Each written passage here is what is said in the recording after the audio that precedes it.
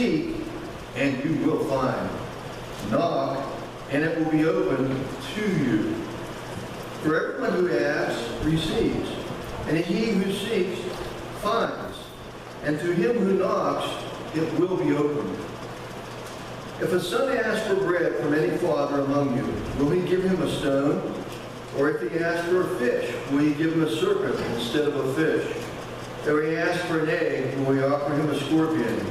If you then, being evil, know how to give good gifts to your children, how much more will your heavenly Father give the Holy Spirit to those who ask him?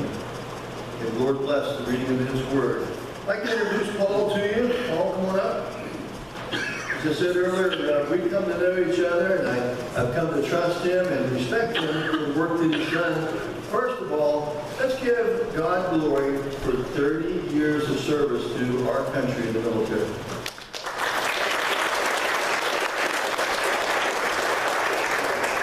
And he, like some of the rest of us, doesn't know when to say no. When people ask, Paul goes. When God directs, I think Paul goes. When he sees a need, he steps up to the plate. And I talked to him months ago about the opportunity to come, and we just couldn't work out dates that worked out with everything that Doug had planned in terms of the series he was giving and stuff. But today's the day. So, Brother Paul. Well, thank you very much. Can you all hear me back there? No? How about back there? I'm not going to use the mic. So earlier this morning, I was up quite early thinking about this, having a cup of coffee. My wife comes up and pets the dog, so she knows what I'm thinking, right? I'm thinking about what I got to do here today, right? And she says, you know, all great speeches have a beginning, a middle, and an end. Yeah, I know that. She says all great speakers can keep the beginning and the end close together. So she sent me a little message. Because normally I speak without these. I just pull the cord in the back and let it go, but I tend to go down some rabbit holes. And I got some cards, so I'm gonna use them, okay? All right. So I'm here to share some thoughts. Thank you very much for that introduction. 30 years in the military, 14 straight years in Europe. I got to see all the great cathedrals, all the great churches. About 27 of those years, I was in the intel business. I was a spook guy. You never saw that was always there. And we like to recon stuff. We always know what's coming. We're there. So yesterday, I've never been to this church, so I reconned your church. So I want to make sure I knew where it was, all that good stuff. And I come up. It's a beautiful day, and I've seen some great churches. I've had the opportunity, some beautiful cathedrals. And I come upon this great structure. It is so uniquely American. You have a beautiful church here. Maybe you don't know it because you see it every day, but I'm telling you, it's beautiful. And I got out of my truck and I did a little more recon. I started walking around looking for little song. You know the song, you know, I'm good at it. And then there was a party going on. I don't know if it was a birthday party, perhaps a graduation. I was like a spectre on the right too. No one ever said hello to me. Almost grabbed a piece of cake, but I didn't. But again, uniquely American. Here we are out in the country. Beautiful church. So have some gratitude for that. We've got a gem right here. I can tell. And then when I came in here this morning, see the pastor showing me, I'm like, okay, what do I do? Where am I at? And then this woman. Does everybody know Miss Judy over here? Unbelievable. You got a gem here. She's a member of this congregation. This is a good place to be. We're going to talk about her a little bit too late. You got to know a few things about me. I'm always talking about motivation, inspiration, and influence. Always. Just asking me. That's what I talk about. It's important. The other thing you need to know about me, I'm 55 years old. I am a gym rat. So what does all that have to do with the price of ice cream? So, I go to the gym 6 days a week. And about 3 or 4 days a week, there's this old guy there. The old guy. And I watch this old guy. And you should see this man hit the gym apparatus. He means it. He's got some intensity. He's working out. And when I see him, it makes me go, you know what, maybe I ought to up the notch on my game too. And when he's not working out, he's engaging people. He's seeking people out. He's talking to them. I don't know what he's talking about. But when these people leave him, it looks like these people are walking a little taller. And they're always smiling. And when he's not doing that, people are engaging him.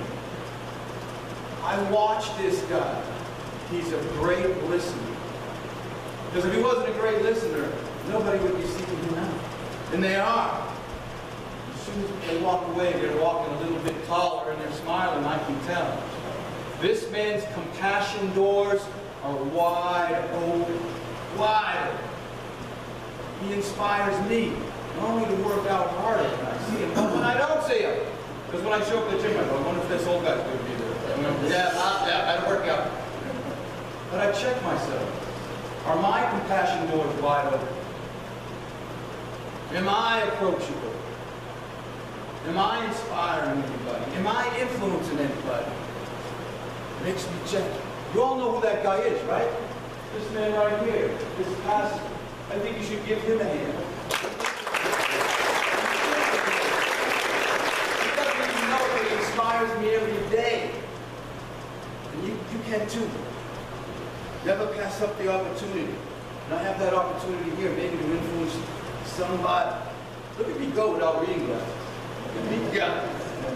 Thought it'd be good. Hey, I like to ask a lot of questions. I'm always asking questions. Questions I've been pondering lately is, are we as a community, are we inspiring? Are we motivated? Am I personally motivating anybody, inspiring anybody, influencing anybody? When I reflect on these questions, it makes me think. Maybe I need to start living my life a little bit more intentionally. A little bit more, because somebody's always watching, right? Somebody's watching you. Maybe it's your spouse. Maybe it's your peer. Maybe it's your coworker. Where's my coworker? I've seen this woman change people's lives at Twin Lake Center. I've seen it with my own eyes. Change lives. Average, everyday person. Average, everyday person. Average, everyday people. Change lives. It's great to go into work. It's a tough job being a counselor. It's tough. But when there are people like that have your back, it becomes a lot easier. Because you're inspired to go to work. Be that person. Co-workers, peers, spouses, your kids, young people. I might have your name wrong. Was it Jason? Justin. Justin. Justin. Give it up for Justin. He's an influencer. You influence those children. That's powerful. Always remember you have that power, all of us. Influence. Doesn't matter your station in life. You've got that power. So how did I get right here in this little spot? You know I don't sound like y'all, right? Nah. It started in Boston. I'm from Boston, Massachusetts. 17 years old. I'm in the military. 27 years running around being in the intelligence community. And then about 3 years out, they put me up as senior manager.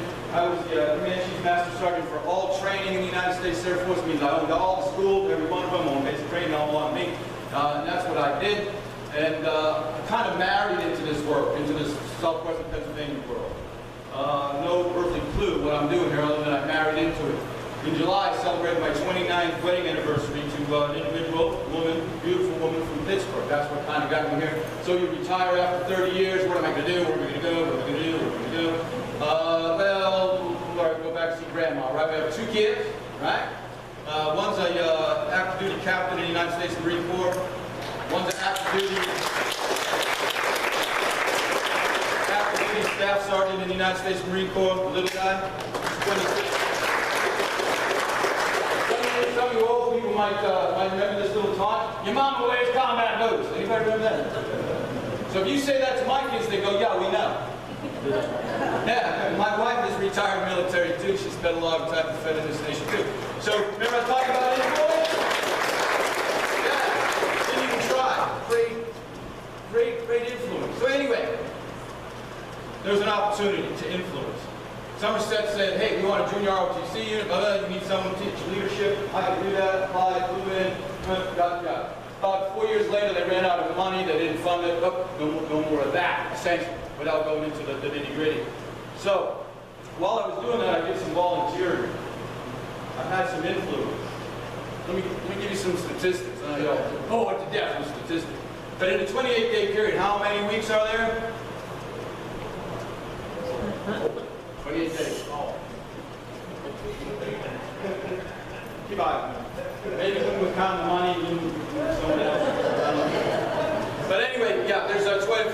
28 days. If you work 11 hours a day, including meals, and showers, and all that good stuff, there's about 140 hours a month left to do what? Watch reality TV, watch the paint field, the grass grow, and 140 hours.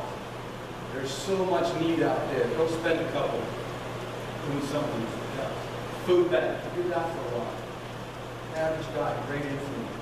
I was on the juvenile drug court for years, every Wednesday night, mentoring those young people. Average guy, influence. From there I met, well before that, I raised my hand and said, hey, I want to be on the county commissioner's board for juvenile probation and CYS. They said, come on. Yeah, you can do that too. Nothing hard about it. They need some voices, go do that. On the juvenile drug court, I met some great people from Twin Lakes Center. They said, hey, can you talk to the patients? Volunteered there for years before I ever worked there. Influence, average guy, using some of his 140 hours a month. Go do that. Go do that. You all have talent. See it all around you in this room. And from there, a job comes open at Twin Lakes Center. And I said, hey, I want this job. And they said, hey, you need a college degree. And I said, I got one of those. There it is. They said it's the wrong one. I said, okay. So I went off and got a master's degree quick, fast, in a hurry, and got the right one. Because I was inspired to do so. Because there was a need. And I had 140 hours a month. And I don't watch reality TV. You can too. Yeah. Now I get to work there with people like Miss Judy. I get to have influence. I get to do stuff. I get to share things with you. Statistics. I'm going to hit him ever too hard.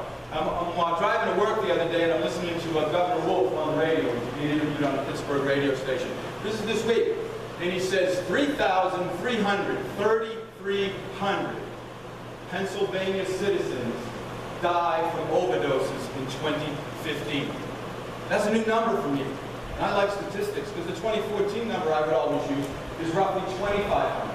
Which if you do the math, which you say, oh, I don't do the math anymore. 2,500 a year is about 7 people a day. Well, now we're at 3,300, so says the governor. As soon as I got to work, I said, that's got to be wrong because it used to be 2,500, so I jumped on Google that. Sure enough, Governor Wolf, 3,300 people. So I got the calculator on the iPhone, taking that. That's almost 10 people a day. Yeah. Today, 10 people statistically died in Pennsylvania from a drug. Now let me put that into perspective. In 2001, we went to war. We started bombing targets in Afghanistan, which led to Iraq, which we are still there today. That's what, 15, 16 years? In 15 or 16 years, the United States, all the states, have lost in battle young men and women to the tune of about approximately 7,500. It's about 7,800. Just use 7,500. So let's see. 1 year addiction, 3,300. 15 years in battle, in combat, 7,800. Does that put a kind of a finer point on it for you? One state. There's about 13 million of us in this state. These are our citizens. Today, people will die. There's no immunity. No social economic status is going to save you from this. None. Chronic relapse, this disease, brain disorder, the compulsion, gambling, drugs, whatever it is, despite negative consequences. All right, that's the big picture view.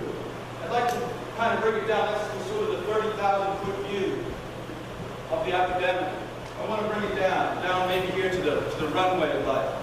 This, you recognize this. This is a certification, a diploma that we give at Twin Lakes Center after 28 days of successful treatment. And this one's dated 9/4/2015. 9/4/2015 was a Friday. I signed this. There's my name and my credential. And there's a person's name under this yellow. And I can't show it to you. I blacked it out because it's a real person and there are HIPAA concerns. But the person is real. He was my patient. He was ready to be successful. successfully discharged on that Friday.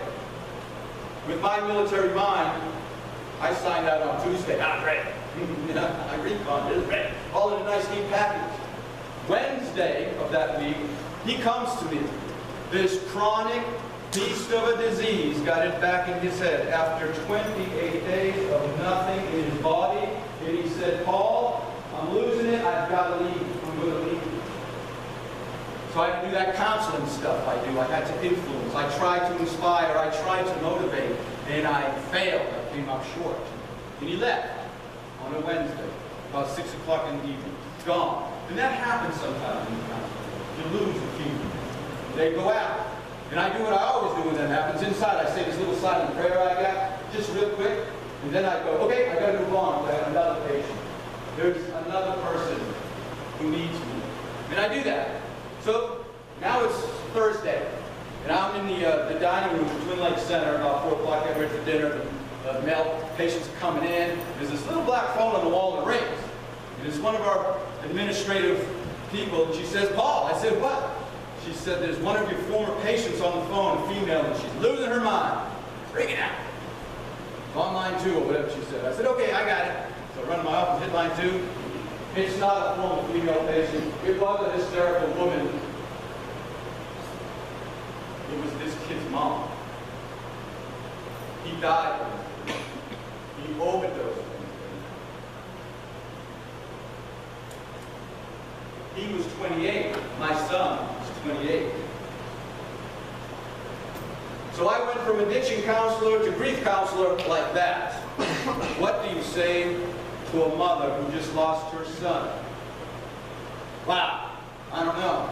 Inspiration, right? And what I told her was her son's not going to die in vain. That his story is going to influence somebody if I get anything to say about it. And I think I just fulfilled that promise. I do this every month to men and women at Twin Lakes Center. I pull that out to inspire them. This is the real deal. People die. I also look at it for myself, that what I do is the real deal. It's important what I do. And I need to do it well. So that's the big picture and the little picture. Be at it. If you're around this community, you're going to hear words like clean, right? I've got 3 weeks clean, Pastor. 6 weeks clean, congratulations. And all of this word clean bothers me, always did. It doesn't matter what I think, but it bothers me. Because, let me ask you, what's the opposite of clean? What? Dirty. And when I look at those patients in a room, I don't see dirty people. I see people just like me. I see sons, daughters, aunts, grandpas. I see them all. Not a one of them is dirty. So I like the word slave. When are we going to get this person free from the slave master that has them by the neck? It's not about clean or dirty with me, but that's okay. That's the word they use.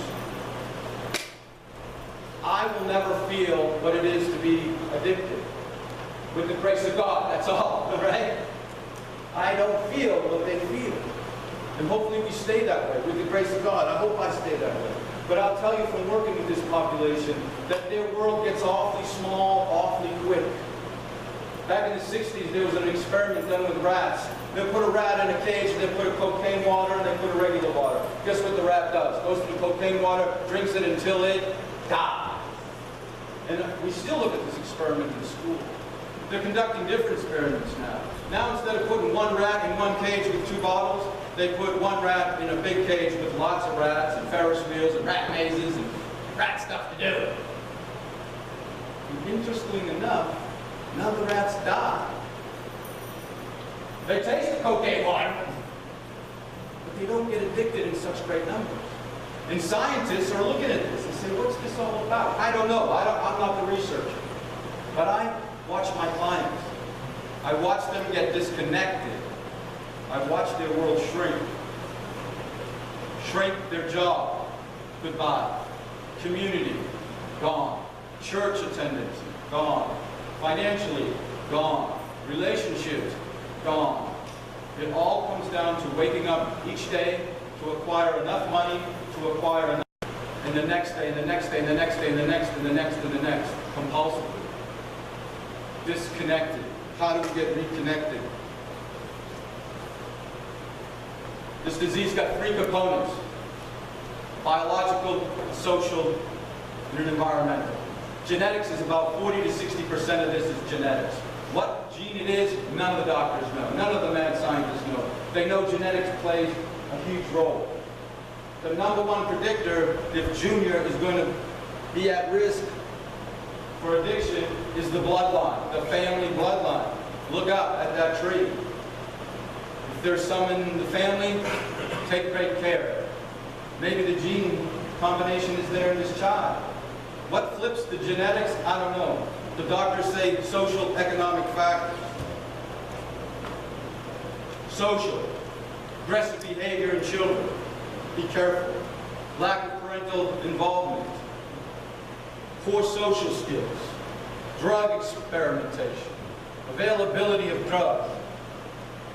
Governor Corbett, before he left office, when did he leave office? Whatever he did, recently he left office. Just before he left, he commissioned a study by the great universities in Pennsylvania about this opiate problem. And he discovered that it was cheaper and easier for an underage individual to buy heroin than it was to buy Budweiser beer. I remember that. That's the only line I remember from reading that report. And I read the whole thing. How can that be? That's how available it is. That's how available it is. Community poverty on the environmental side, front. Your home, your family life. Is there drug use, alcohol use in the home? Criminal behavior in the home? Peers in schools? Remember that word influence? Who's influencing this child? Who's flipping the switch on those genes? Academic failure. So what can we do? Genetics? I'm not sure there's a lot we can do about genetics. What's that old adage?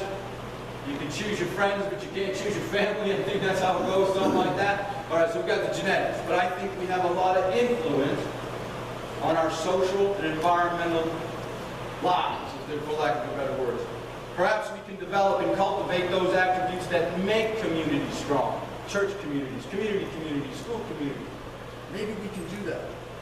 Maybe a stronger investment from all of us in our schools. I mentioned I was a leadership instructor for the junior ROTC, and I really loved that job. So I was into that job, and just like I would do everything, 110%.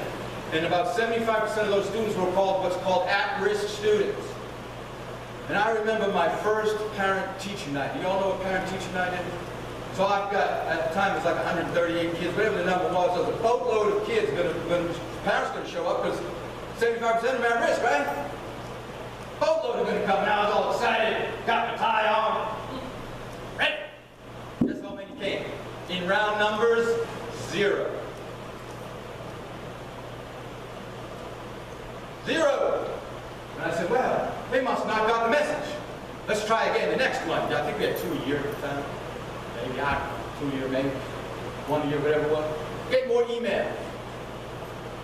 Guess how many showed up the next time from at risk? In round numbers, 0. Get more involved. Inspire, motivate, influence others around you to get down in those schools. 8 hours a day in school, roughly, with those influencers. Times 5, do the math again, look out. 40 hours a week. Yeah, influencers. Get in there. Become educated. If you don't know what naloxone is, go find out. If you don't know what Vivitrol is, go find out. I can stand here and tell you what I'm not. Get your Google on.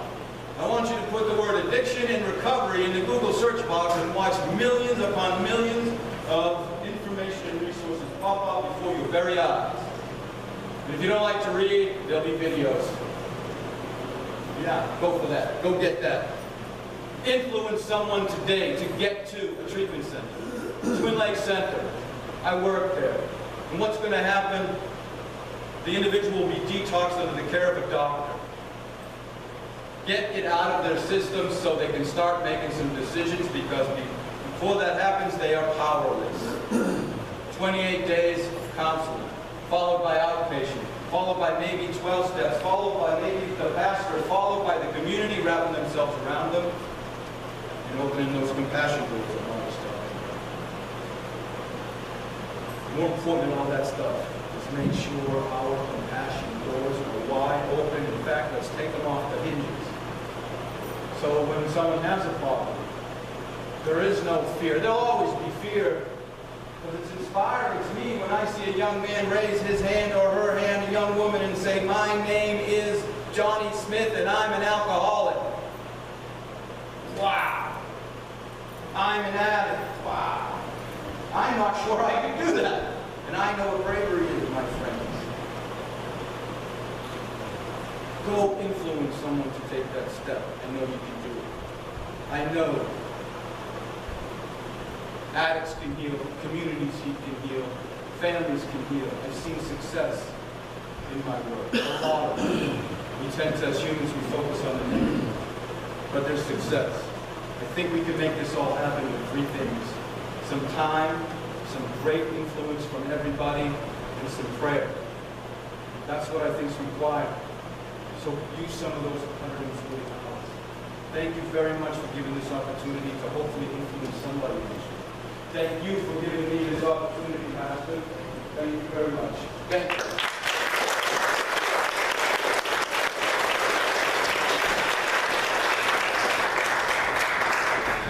Wow. I don't know quite where to go at this moment. I can't imagine a more desolate and a more lonely place than to be in that place where you have no control. And to me, it reminds me of heaven and hell. And Patty and I just got a book, 23 Minutes in Hell. You haven't read it, read it. God exposed a person to hell. 23 minutes, much like the man we've all met, Donnie Riker, 90 minutes in heaven. Dixie, if you would, please. We're going to do something. And before Dix does it,